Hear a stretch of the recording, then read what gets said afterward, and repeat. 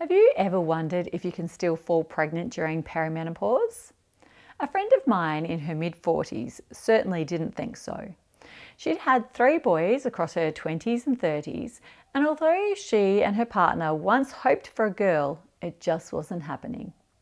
Years later, after her marriage ended and she began noticing symptoms like low mood and night sweats, she assumed that that stage of her life was over. Then, one night, after what she calls the only one-night stand of her life, she discovered she was pregnant. So yes, it can happen. And that story might sound like a plot twist in a TV drama, but it's also a really important reminder that fertility doesn't stop the moment perimenopause begins. Stay tuned because today we're talking about how fertility changes during perimenopause, why it only takes 1 egg, and how to best support your body nutritionally if you're hoping to conceive or trying to avoid an unexpected surprise.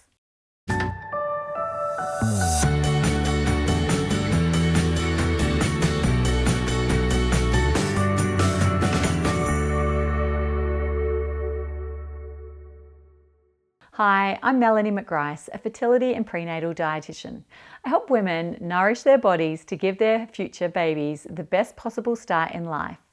If that's something that you'd like to learn more about, make sure that you hit subscribe and tap the bell so that you don't miss my weekly tips. Now, let's talk about perimenopause and fertility. Perimenopause is that natural transition leading up to menopause. It can last anywhere from a couple of years to more than a decade. During this time, hormone levels fluctuate, periods can become irregular, and ovulation becomes less predictable. But less predictable doesn't mean impossible.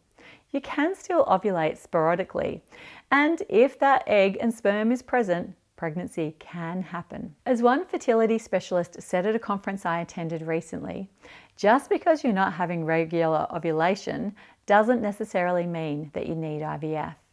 I loved that reminder because yes, fertility declines with age. Egg quality and quantity both decrease, but it only takes 1 good egg. Now let's look at this in a bit more detail. Firstly, yes, fertility declines, but it doesn't disappear overnight. Women are born with all of the eggs we'll ever have, and by the time we reach our 40s, that reserve is much smaller. But the body doesn't stop releasing eggs completely until menopause has fully occurred, which means conception is still possible right up until your final period. I have seen women conceive naturally at 45 or even 46, although it does become far less common.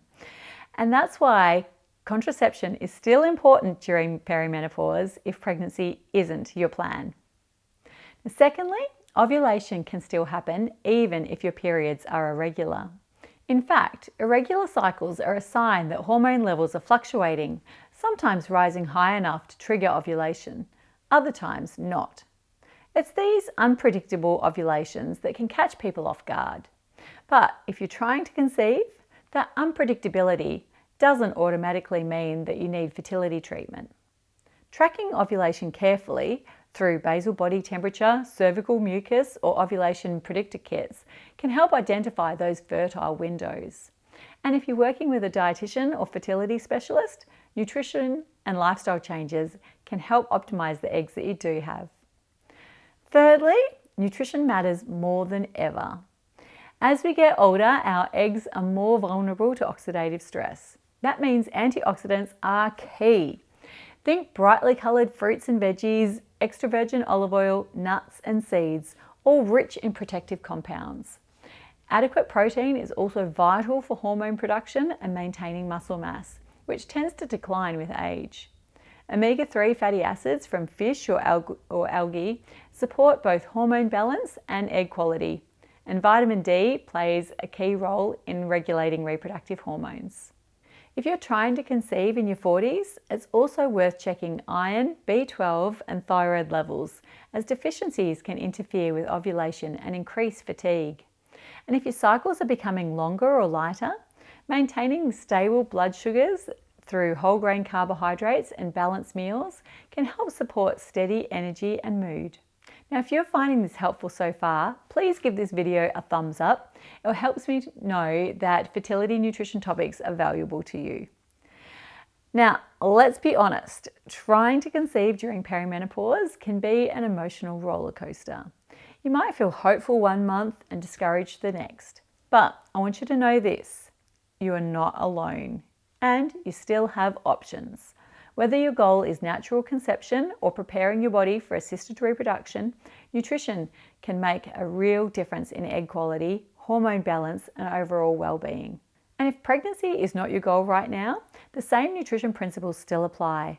A balanced anti-inflammatory diet rich in antioxidants, omega-3s and phytoestrogens from foods like soy, flax seeds and whole grains can ease perimenopausal symptoms and support long-term health. So, can you still conceive during perimenopause? Yes. It may be less likely, but it's certainly possible. And if you're hoping to give yourself the best chance, focusing on nourishing your body, tracking ovulation and getting professional guidance early rather than waiting until later are your best strategies. If you would like personalised advice from a dietitian, you'll find a link in the description box below to book a consultation with one of our international team. I'd also love to know, were you surprised to learn that conception is still possible during perimenopause? Let me know in the comments below. And please don't forget to subscribe for more evidence-based fertility nutrition tips. I look forward to seeing you in the next episode. I'd also love you to know